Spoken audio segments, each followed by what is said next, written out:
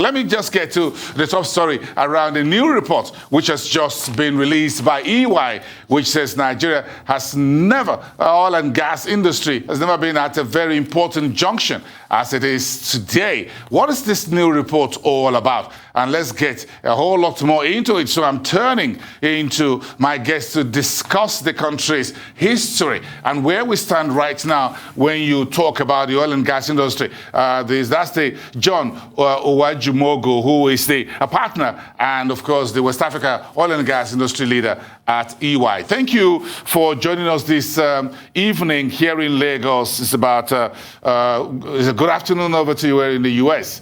Let's get started with the key highlights of this, your latest report on Nigeria's oil and gas industry. Thank you very much. My pleasure to be here, and I appreciate the opportunity to come on your program.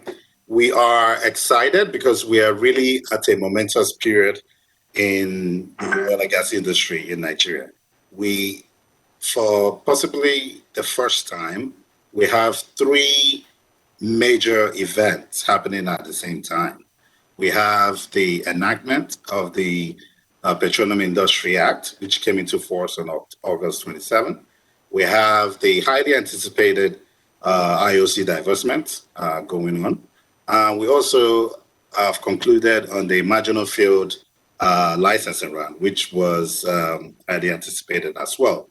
So collectively, these three major events portends huge potential to stimulate investment activity in the oil and gas industry, where it's clearly needed, and also creates opportunity for local capital formation for new entrants who seek to take advantage of the opportunities that arise as a result of these events, and also for existing players, provides an opportunity to expand their portfolio and increase their capital, their capital base. So essentially, we are at the precipice of change and a massive opportunity to drive value creation, not only in the oil and gas industry. Yes, when you say we are at the threshold of change, what makes this report an important, very urgent, requires urgent attention? Why is it very imperative? Well, it is imperative for two key reasons. One is that after deliberating for over 15 years, we've finally signed a new fiscal framework. The oil and gas industry operates on the basis of the fiscal regimes that are in the regional local environment. And in Nigeria, we were operating on what was called the petroleum profit tax. And after deliberation, like I mentioned for so many years, we've now passed the Petroleum Industry Act, and it brings in so many new terms that impact on economics of projects and therefore has implications on investment return. And it brings a lot of changes that one could consider it to be a paradigm shift in the operating landscape. So it's important for both operators and would-be investors to carefully do a scenario-based analysis around the implications of the new provisions and the terms of the new Industry Act. And also, this is also happening at a very uncertain period in the oil and gas space, where the forces of energy transition has created a new dimension of uncertainty that we haven't seen before. We are in an industry that's used to uncertainty, but this is quite different. Okay, so we need to talk about two things very quickly. In your report, there's what you call above the ground and under the ground issues. Give me a minute about the above the ground issues.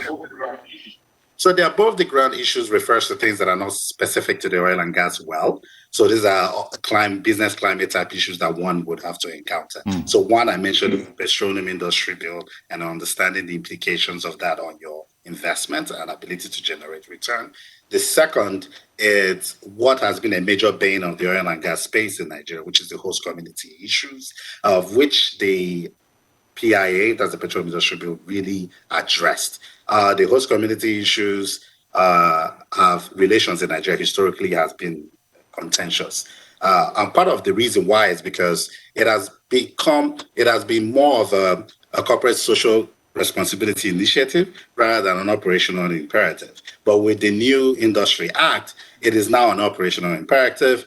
And with that comes transparency And with that comes consistency in application and also alignment of expectation between the host communities and their oil and gas settlers. And we hope that with this, it will lessen some of the issues that have happened in the past. So with the under the ground issues as well, what are your recommendations to investors in Nigeria's oil and gas industry?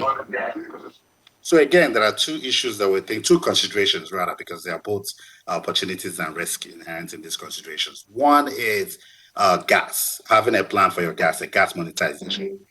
We're in an environment where there are high punitive measures for gas flaring, but at the same time, huge demand for gas. So having a gas plan is very important on how to monetize it, particularly in the domestic market. And then the second one, it's also it relates specifically to the asset as well, understanding the maturity level of your asset. Like I mentioned, where energy transition is really putting pressure on investments. We are maybe at the twilight of the fossil economy, and you need to understand how long it will take you to recoup your investment. So therefore, certain assets have more attractive attributes than other assets, and it's important to do that analysis. John, thank you so much. John Uwajumogu, partner and West Africa oil and gas leader at EY.